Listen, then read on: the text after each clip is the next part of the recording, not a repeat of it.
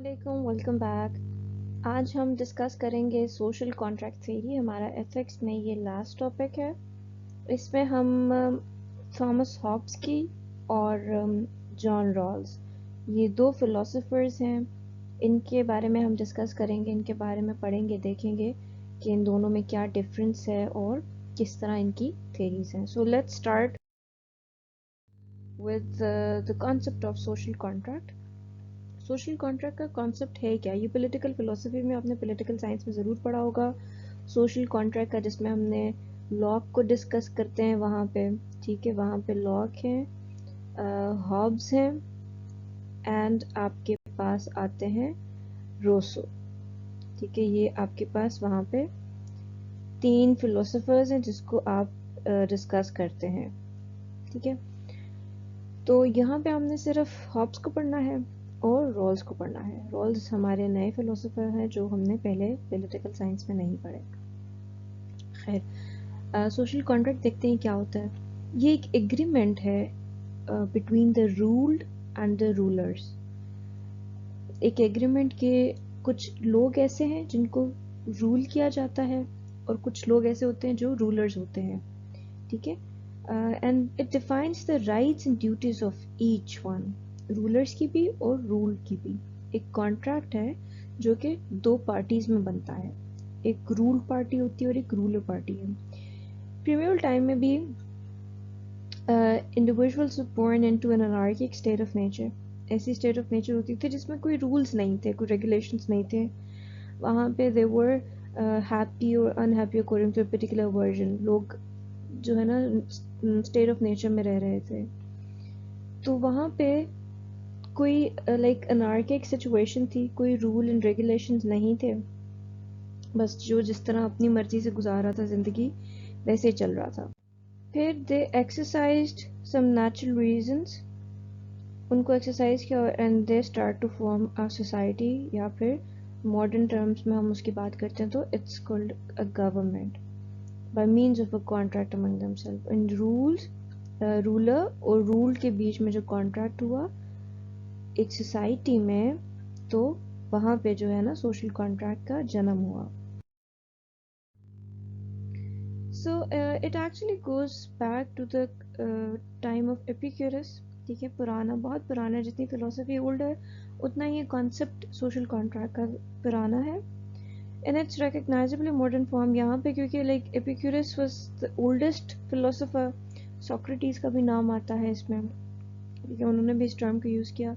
और फिर मॉडर्न में या कंटेम्प्रेरी फिलोसोफर, कंटेम्प्रेरी तो नहीं हम कहेंगे कि मॉडर्न फिलोसोफर, इसमें हमारे पास थॉमस हॉब्स आ जाते हैं, फिर जॉन लॉक आ जाते हैं, रोसो आ जाते हैं। ठीक है, और फिर इमैनुअल कांट का भी जिक्र आता है। कांट के बाद जो है the idea largely fail into the disrepute until it was resurrected by John Rawls.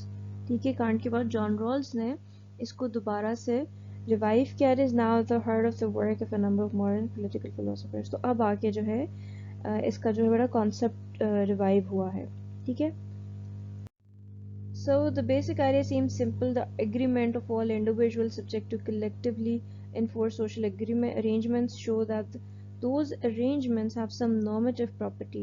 Normative property में क्या, legitimate, just, obligating होंगे। ठीक है, so to explicate the idea of social contract, we analyze these 5 things which are the rule of social contract. parties होती हैं, agreement होता है, उसमें object देखा जाता है agreement का, and what the agreement is suppose to show. ठीक है, ये जो है फंडामेंटल चीज़ें होती हैं सोशल कॉन्ट्रैक्ट में। ठीक है, तो इस तरह हम ये सोशल कॉन्ट्रैक्ट थ्योरी बनाते हैं।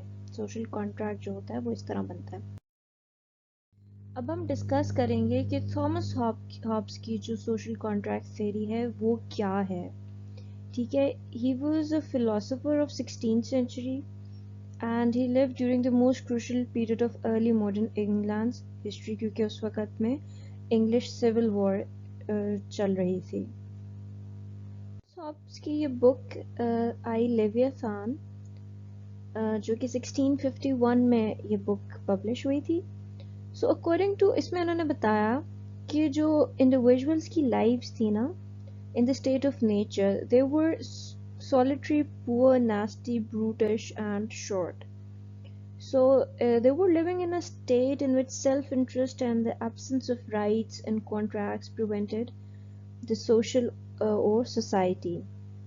लाइफ जो थी वो बहुत anarchic थी, कोई इसमें लीडरशिप नहीं थी, कोई कॉन्सेप्ट ऑफ सॉवरेनिटी नहीं था. इंडिविजुअल्स जो थे in that state of nature they were A political and A social. कोई उनको रूल्स एंड रेगुलेशंस नहीं पता थे, कोई पॉलिटिक्स नहीं पता थी, कोई सोसाइटी का कॉन्सेप्ट नहीं था. So this state of nature is actually followed by the social contract. So the social contract was seen as an occurrence during which individuals came together and ceded some of their individual rights so that others would cede theirs. ठीक है. कुछ ये rules और ruler की, जैसे मैंने पहले बात की, सोशल कॉन्ट्रैक्ट जो है वो रूलर्स और रूल्ड में बनाया गया है कॉन्ट्रैक्ट. तो कुछ राइट्स उन्होंने अपने, जो रूलर्स थे उन्होंने अपने जो है गिव अप किए.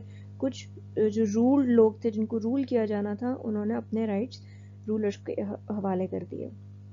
So this actually resulted in the establishment of the state, a sovereign entity like the individuals now under its rule used to be, which would create laws to regulate social interactions, and human life was thus no longer a war of all against all, because he was of the view कि अब like जब state of nature थी तो state of nature was actually a war of all against all. तो इन्होंने बताया कि इस तरह, क्योंकि एक स्टेट ऑफ नेचर थी, लाइक कोई रूल नहीं था ना, अंडर द नेचर लोग रह रहे थे.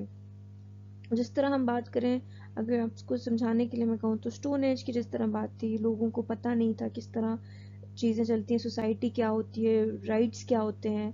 तो अपने जो राइट्स थे ना, मेन राइट्स जो फंडामेंटल राइट्स थे, लिबर्टी, लाइफ, प्रॉपर्टी के जो राइट्स थे, वो उन्होंने उनकी प्रोटेक्शन के लिए उन्होंने रूलर्स ऐसे चूज़ किए कि वो उनको, उनसे जो थोड़े अपग्रेडेड लोग हैं वो उनके इन राइट्स को फॉलो करें, इन राइट्स को प्रोटेक्ट करें.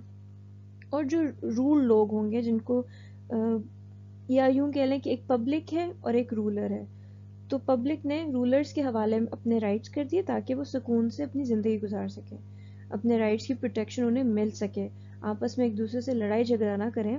क्योंकि उन्होंने कहा था, हॉब्स कहते थे कि लाइफ जो है वो ब्रूटिश है, शॉर्ट है, क्योंकि वो इस तरह लड़ झगड़ के मर जाते हैं. तो उस लड़ाई को ख़त्म करने के लिए, उस लड़ाई को कम करने के लिए उन्होंने कुछ ऐसे लोग चुने जो उनको रूल करें और इन सब चीज़ों से उन्हें बचा के रखें. So it was the best to submit to the will of a sovereign without question. अब यहाँ पे उन्होंने जब अपने राइट्स दे दिए सॉवरन को, तो वो क्वेश्चन नहीं कर सकते उन्हें किसी भी चीज़ से. ठीक है. सॉवरन जो है, ये सॉवरेनिटी जो जिनको दे दी, जिनके हाथ में सॉवरेनिटी है, they can use your power, क्योंकि आप उनको पावर दे चुके हैं. अब किसी भी तरह आपके राइट्स को इस्तेमाल करो. You have no right to question over such things. ये हॉब्स का कहना था.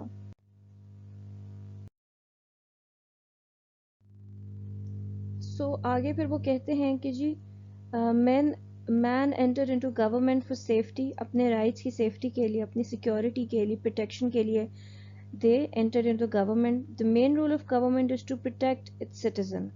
यही गवर्नमेंट का काम होता है ना, कि वो अपने सिटीजन्स को प्रोटेक्ट करती है. Rights and liberty always come after safety and protection. पहले सेफ्टी एंड प्रोटेक्शन है, फिर उसके बाद राइट्स एंड लिबर्टी आते हैं. So never overthrow the government because doing so creates anarchy and then there is no safety. तो आपने government को ओवरथ्रो नहीं करना. ये हॉब्स का कहना था कि गवर्नमेंट जैसी भी हो, वो जो कुछ भी कर रही है, लेट देम डू.